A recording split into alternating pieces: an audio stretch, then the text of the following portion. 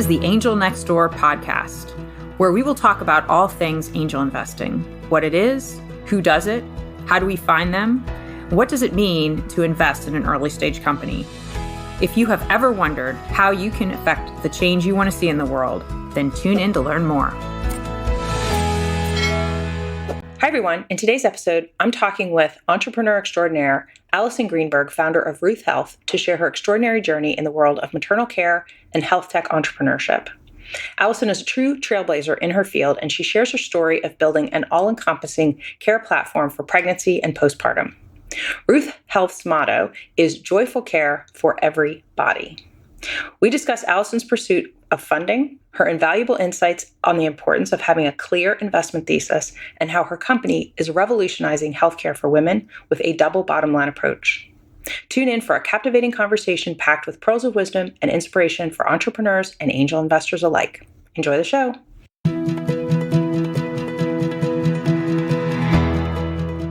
Well, hi, Alison. Welcome to the show.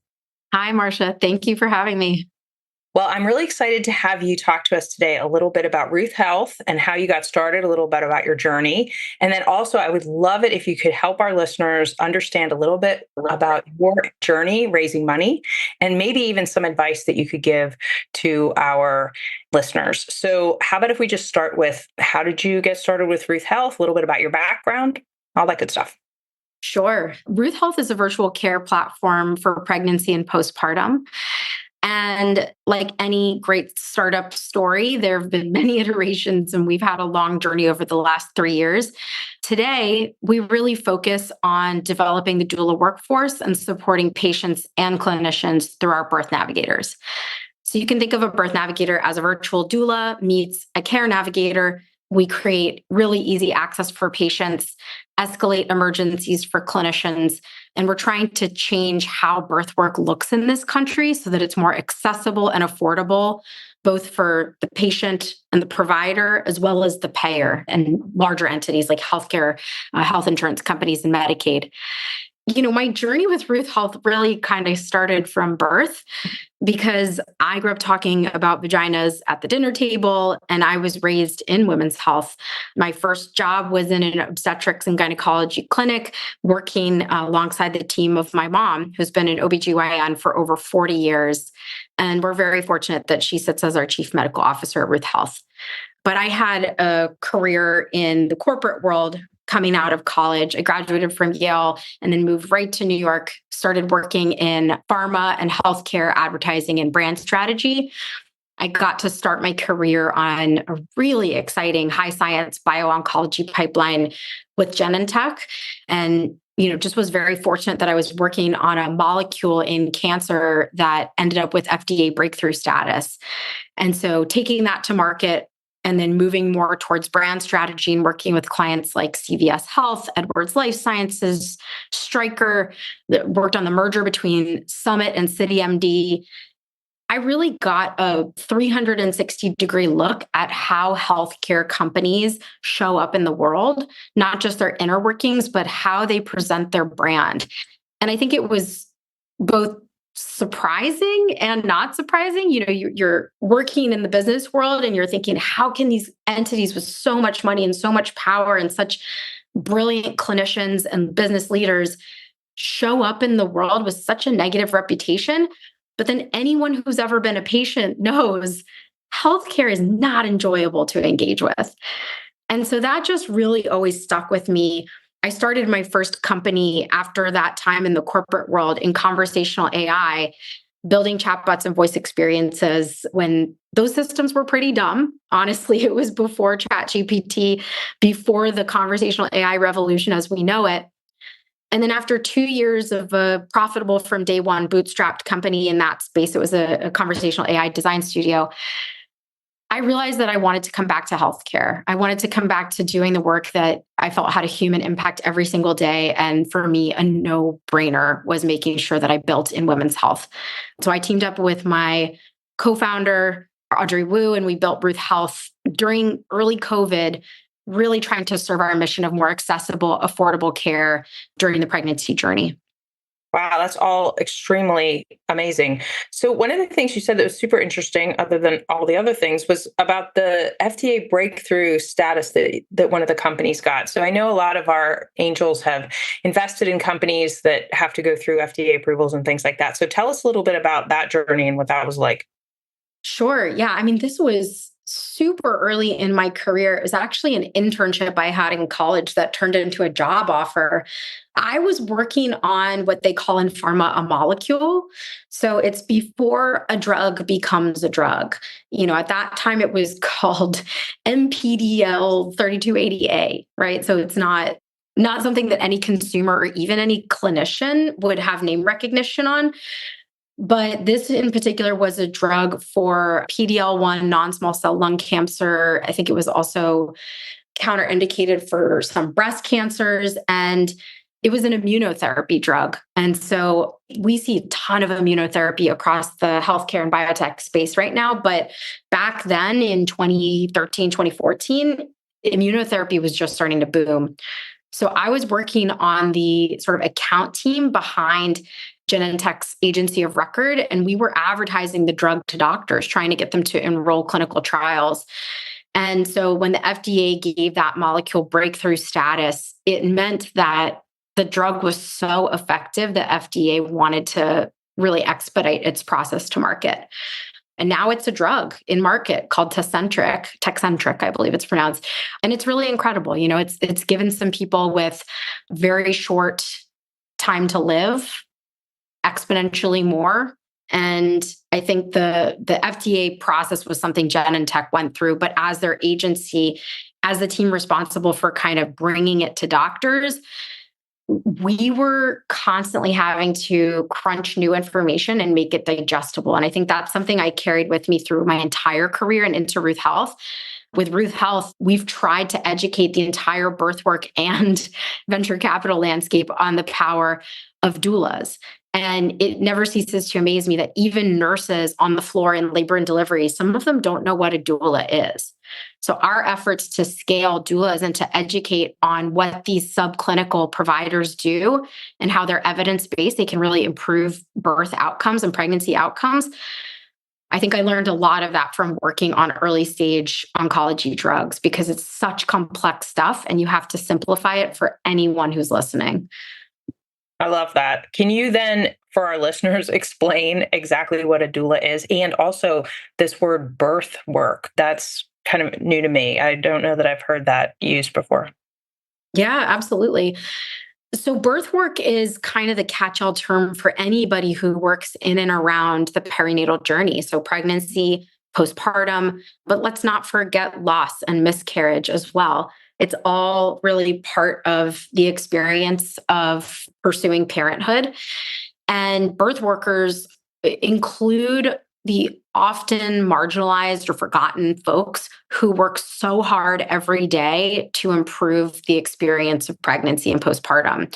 And that's not just doulas. In some cases, those are community health workers. Those are traditional midwives. We had the opportunity at one point to make contact with some traditional Dene or Navajo midwives at the Changing Woman Initiative out in New Mexico. These folks are not necessarily credentialed providers. They're not certified nurse midwives, but they're birth workers. And, on their reservation, they're delivering babies just like certified providers are in a hospital here in New York City. So birth work is a great term because it includes the entire medical establishment. It includes doulas, which are non-medical birthing support providers. And doulas historically were considered more fringe. Doula is actually an ancient Greek word, and there were always support providers attending births in ancient Greece. Fast forward through the 70s, and you have particularly women of color and Black women who are overwhelmingly providing the midwifery and nursing workforce and really paving the way for reproductive justice as it relates to pregnancy. And then doulas popularized a lot more in the last 20 to 30 years. Somebody who can attend your birth, provide support prenatally, and be there for you postpartum. A lot of in-person doulas make home visits, support home births, but What we're about at Ruth Health is ensuring that doulas get the credit they deserve, which is that they're not just subclinical or support providers, they're not just non-medical. A lot of doulas are actually multi-certified. They may be nurses, certified breastfeeding specialists, case managers, like our director of clinical operations, Ray Paris. She's a certified doula and she's also got clinical certifications. And then there's plenty of doulas who don't have clinical certifications, but who advocate for the birthing person. And in doing so, we have great evidence on doulas being evidence-based, meaning they improve pregnancy and birthing outcomes. They lower the chance of C-section, the likelihood of preterm birth. They increase birth readiness, birth literacy. They improve the likelihood of mental health issues during and around pregnancy. And so we've focused on scaling doulas because the only challenge with in-person doulas is they're wonderful. They're not paid a living wage, though. And right now, 12 states in the US provide Medicaid subsidies, but many private insurers don't even cover doulas. And so doulas can really only work with a client if they're paid a living wage. Too many doulas aren't making that living wage, and there's only 9,000 doulas in the US. So we look at this as an opportunity to leverage the power of telehealth and the power of doulas as evidence-based support providers. And we put our doulas to work in birth navigators, bridging the gap between patient and clinician. So they not only support the birthing person via telehealth, but they also support the clinical care team. So we work alongside OBGYNs, midwives, and nurses. And especially important is developing an escalation policy. So if we're text messaging with the patient and one of our birth navigators catches wind that the patient is experiencing heart palpitations, or one patient we had even felt like she was peeing in her pants at 25 weeks. That was an emergency, but the patient doesn't necessarily know that. And so within 3 hours of texting her birth navigator about this leak, which turned out to be a membrane tear, we had her in labor and delivery triage, and that was an emergency. She and her baby both could have been seriously harmed, or even this even could have been a case of morbidity. Instead, they were treated for a severe vaginal infection. And by the way, she was diagnosed with COVID. So these are just some of the things that a doula can do when the rest of the obstetrical care team is really burnt out and doesn't necessarily have time to catch things that might fall through the cracks. Wow, that's incredible. I know a couple of my friends who have used doulas, and they raved about how important it was and how much it helped them in their whole experience. Amazing. So take us through a little bit about how you've then been fundraising for Ruth Health. I mean, you're clearly very good at explaining all of this, because that was an amazing explanation of what a doula is, how they're important, and how Ruth Health is in the middle of all that. But take us a little bit through the fundraising journey and what you've had to go through. Well, Marcia, as an angel investor, I think you know better than most the struggles that any underrepresented founder goes through to raise. And I think you, in particular, being a female investor, probably see your fair share of deals from women entrepreneurs. And that is really where my fundraising journey began. When we first started to conceptualize Ruth Health, our initial goal was actually to scale at-home ultrasounds. I think fundraising is an interesting journey because we were pre-seed, you start with an idea, and then throughout that path of pitching and meeting investors and fine-tuning your pitch, and like you said, just having to be a good storyteller, having to explain things clearly, you start to realize that the system is a little bit rigged, but also that your ideas may experience pushback, right? May experience lines of question you never expected. And more so than anything, fundraising is about educating. You have to be a good educator. So our pre-seed journey started in early 2021. We were all still kind of trapped inside, quarantining. COVID was raging. And we set out to raise a pre-seed round after starting to get a proof of concept on our at-home ultrasound idea. And we got really lucky. We had a fluke encounter on social media with a celebrity, and we were able to deliver her an at-home ultrasound. We filmed the whole thing. It went viral on Instagram, seen by millions of people. And that's when we said, okay, it's time to strike while the iron is hot. We want to create more accessible maternity care, starting with these at-home ultrasounds, but we already had a roadmap built out that included pelvic floor care, which was a huge unmet need. We wanted to bring lactation support into the mix. We wanted to bring doulas into the mix from day one. When we went out to raise that pre-seed, we had almost no validation. It was really challenging. And we spent 7, 8 months pitching to every angel, every fund who would listen. A lot of them laughed in our faces. A lot of them didn't believe that women's health was a valuable place to put their investments.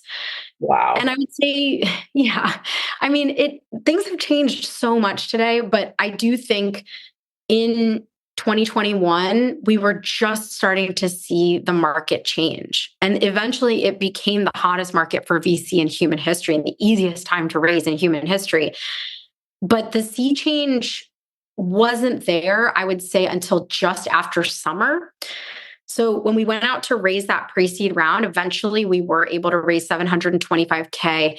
Like I said, it took 7, 8 months. It was absolutely grueling.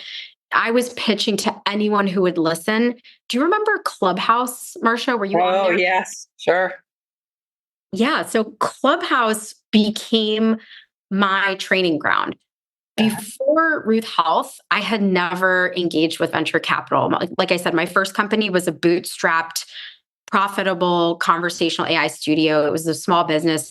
My second company with Audrey as well was a medical device company that was fully funded by grants, funded by the FDA.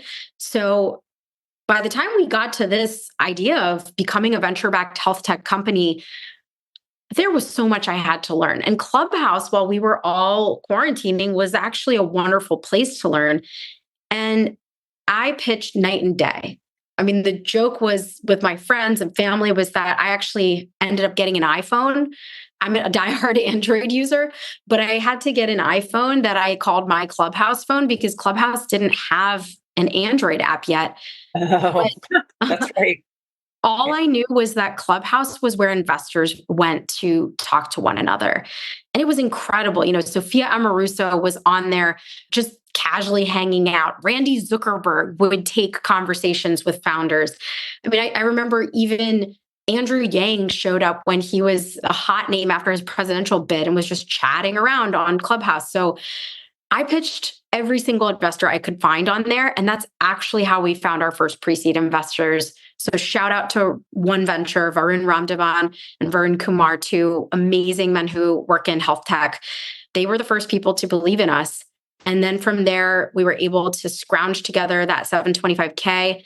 And then it wasn't until we were accepted into Y Combinator's Summer 21 batch. And following after that, the United Healthcare Accelerator powered by Techstars.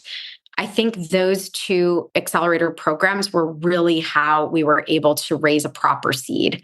I give all credit to Y Combinator. People say what they want to say, but YC was very, very powerful as it was rocket fuel for fundraising. And that raise in September of 21, we had more interest than we knew what to deal with, which I know is a massive privilege in women's health. And as a female founder, I never could have imagined that investors would be coming to us, but it was truly thanks to YC. Wow. That's amazing. So did you go through YC in New York? Yes, this was the second, I believe, remote batch in YC history. I've been to the YC reunion this past year. Like I've connected so well with the YC community. It's an incredible bunch of founders and entrepreneurs and leaders. But at that time, we did it from home. So I still to this day have never actually been to Y Combinator or to their new headquarters in Silicon Valley. That's interesting. Well, I've heard mainly great things about Y Combinator. So I'm glad to hear that your experience was really good also. So what kind of advice do you have then for angels who maybe don't have a healthcare background and are looking at a healthcare company like Ruth Health? That's a great question. even growing up in healthcare and having worked for a lot of large healthcare players, I wouldn't know the first thing about assessing a biotech deal or a diagnostics company. So I think what's crucial when it comes to angels having conviction, which I know from pitching hundreds and hundreds of angels, all you want is for that angel to have conviction. And it could be from a personal connection to your mission. It could be from their career experience, their subject matter expertise. Finding conviction, I think you need sort of a board of directors of your own. You need folks that you can consult who can help you build that conviction. So I would never have expected to pitch an angel and have them say yes from square one, unless they had some sort of personal connection to the mission, or as you're saying, they had some healthcare experience or some connection to pregnancy and postpartum. I think consulting outside sources is really powerful. At the end of the day, though, you need to have your own thesis. And that's where we found traction and quick decision making with angels, was when an angel had a very, very clear thesis. In many cases, it was investing in women founded companies that serve women. In other cases, it was investing in minority and underrepresented founders. And so, myself being a gay woman, my co-founder being an AAPI woman, like in some cases, that's actually what they need to see to feel like their dollars are going where they want them to. But yeah, at the end of the day, just having folks to consult who give you a good sense of the space and a good sense of where innovation is needed really could help angels, because just relying on Googling around, I can't tell you how many angel investors would Google the latest current event in maternity health and send it to us. And, they're like, oh, did you hear about this company Maven? And yes, we've heard about this company Maven. No, and I don't fault them. I think in some cases, they're just getting their own education. They're just getting started. But we don't expect angels to be experts in every single pitch they get. Our hope was always that they had folks they could reach out to. And usually angel investors like you have an incredible network reaching out to folks who could give you a yay or nay and a gut reaction on a deal. Right. Yeah, I love what you're saying about having a clear thesis. That's one of the things that I think all angels should have, whether you're in a group, in a fund. We all should have our own personal thesis, which I know when I started doing angel investing, I did not have. So I really wanted to, as time went on, I really wanted to say, hey, wait a minute, I think I need to sit myself down, have a little chat with myself so we could figure out what is it that I care about? What are the things that I really want to invest in? And then, not just have this kind of random, oh, I like this founder and I like what they're doing, so I'll think about investing in them. But I think funds, I know that Nassim from Emmeline Ventures. So, and I know that she's on your board, right? And she's an investor in your company. And their thesis is very, very clear. And you usually see that with a fund, but with, individual angels, and even sometimes within an angel group, if it's smaller, you don't really have that thesis. And I think you're spot on with, if you have that, or especially if you're a founder and you find angels and you're looking for that, and to look for that, that can be super helpful. Absolutely. Yeah, you're mentioning some of the most incredible investors I've had the privilege of meeting, the Emmeline Ventures folks, Nassim, Lakeisha, and Azine. Yes, Nassim is one of our board observers. And I think when we met Nassim and the folks at Emmeline, it was clear from moment one. We actually met them at our pre-seed, and they knew exactly what they were looking for. So not only is that, I think, of huge benefit to the investors because it gives you a really easy framework for saying yes or no, it's so valuable to entrepreneurs. It's so valuable to founders. It is very clear when an angel is not fully convicted of even their own ability to invest. And that's okay. Everybody gets their start somewhere. But if you have that thesis, it's actually going to provide sort of product market fit, so to speak, with the entrepreneurs that are pitching you. They're going to see that you know what they want and that you know what you want. And with Emmeline Ventures, I think it was like a classic, to borrow from Damon John, FUBU, right? For us, by us. Emmeline was so clear and sharp. It was the same with our lead investors at Giant Ventures. Giant Ventures was investing in the future of health and education and housing. They were really laser focused on mission driven founders. And so, now that's evolved to they only invest in, I believe, climate, health, and what they call inclusive capitalism. Giant has built a brand. Having worked in branding, I think it's actually something that all angel investors should think about for themselves. What's your brand strategy? What's your positioning? And what are your 3 core tenets of what you believe in and what you want to invest in? It's going to give you clarity on what you want to see and what you actually put your money into. And it's going to give folks pitching you clarity on whether or not the pitch is worth their time. So, right. I always feel a little bit badly, but sometimes when I meet with an angel investor and they don't have a thesis, this has even happened with funds. If there's no clear thesis, or if there's an inkling that we're not a fit for them, maybe they've never invested in health tech and they're entertaining the thought, I will often 5 minutes into a call say, you know what, thank you so much for your time. I don't think this is going to be a fit for us, because it's not worth either party's time to go through that whole 30 or 45 or 60-minute pitch without having a roadmap from the start of what's really, where is the bar? That is some outstanding advice for both angels and entrepreneurs. I love that. And this inclusive capitalism, I love that phrase. Yes. Yeah. Giant are one of several funds that I think have come up in the last 5 years. They actually just announced $250 million in new funds. So I have to plug the folks at Giant, our investors, John Deshotsky and Cam McLean. They believe in mission-driven founders, and they're really seeing dividends. So, I think you really align with this well. Emmeline aligns with this well. Several of our investors do look at inclusive capitalism, or what I've always called the double bottom line, right?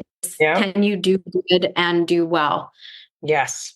Doing good while doing well. That is the mission. Absolutely. Well, Alison, this has been awesome. Thank you so much for coming on the show and giving us all these pearls of wisdom about what you're doing to help with maternal care, as well as what you're doing to set the example for entrepreneurs everywhere, especially underrepresented entrepreneurs. Thank you. Hey, thanks for listening. To connect with me, visit my website at marciadawood.com. And if you're looking to learn more about investing in the changes that you want to see in the world, sign up for Anne and Bill Payne's ACA Angel University classes. You go to angelcapitalassociation.org, all one word, to find out the schedule. Many classes are offered, everything from the angel investing basics, fundamentals, risks, due diligence, term sheets, valuations, returns and portfolio strategy. And for a deeper dive, there are advanced classes which include capitalization tables, startup boards, and exit strategies. If you're not already a member of the Angel Capital Association, you can become one for the low price of $295 for the year, and that will give you unparalleled access to discounts, free webinars with a huge archive of content, networking opportunities, and much more. We'd love to have you join us. All content for this website is informational and not intended to serve as legal, tax, accounting, or investing advice. Well, Marcia, that's me, does serve on the SEC Small Business Capital Formation Advisory Committee. My views are my own and not the views of the SEC or my fellow colleagues on the committee. Our speakers and hosts are thoughtfully selected for their educational value, but their opinions are their own and do not necessarily represent the views of the host, me, or the Angel Capital Association, and neither specifically endorse the use of presenters' products or services. Listeners of the podcast should consult their own tax, investing, legal, or accounting advisors before making important financial decisions. All warranties, including accuracy, completeness, and suitability for specific purpose, are disclaimed.